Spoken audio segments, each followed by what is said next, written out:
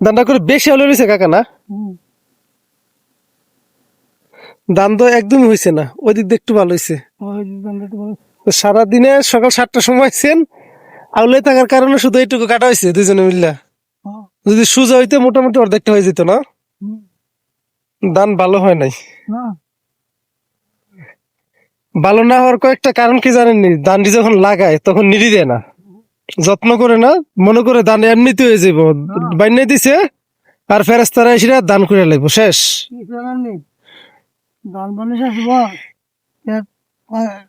চলে গেছে, আবার পানি উগাইছে না, তারপরে এই ডিবিল জ্বালাচ্ছে।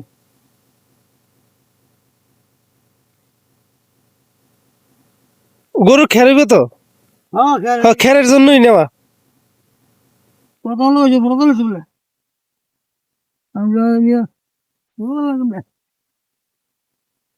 আমি একটু আগে নাগলা তো ধানকে দেন। সুপ্রিয় দর্শক, আপনারা দেখতে তো পাচ্ছেন আসলে একটা ধান কাটার দৃশ্য। এখানে ধান খুব বেশি একটা হয় নাই, একদমই হয় নাই, খুব বেশি বললে ভুল হবে, একদম হয় নাই বললেও পারা যায়। তবুও ধানগুলো নেওয়া হচ্ছে কেন? শুধুমাত্র খড়ের জন্য। একটু ভালো হয়েছে, ওই দিক দিয়ে একটু ভালো হয়েছে। ভালো হইলে কি হইবো? মানে যতটুকু আশা ছিল ততটুকু হয় নাই। ধান না হওয়ার কয়েকটা কারণ। এক হচ্ছে ধানগুলা যখন ধানগুলা যখন এখানে বীজ যখন ছড়ানো হয়, পরবর্তী ঘাস হওয়ার পরে এগুলাকে যত্ন করা হয় না। যত্ন না নেওয়ার কারণে নিরি থাকে, এই দেখেন প্রচুর পরিমাণে নিরি।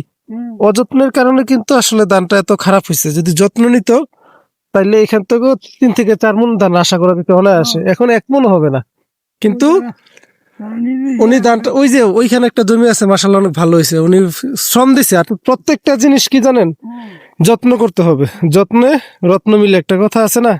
তো যাই হোক, আমার এক কাকা আসছে ধানগুলা নিয়ে যাওয়ার জন্য। কাকার জন্য সবাই দোয়া করবেন, পরিচিত মুখ, সবাই দোয়া করবেন ইনশাল্লাহ।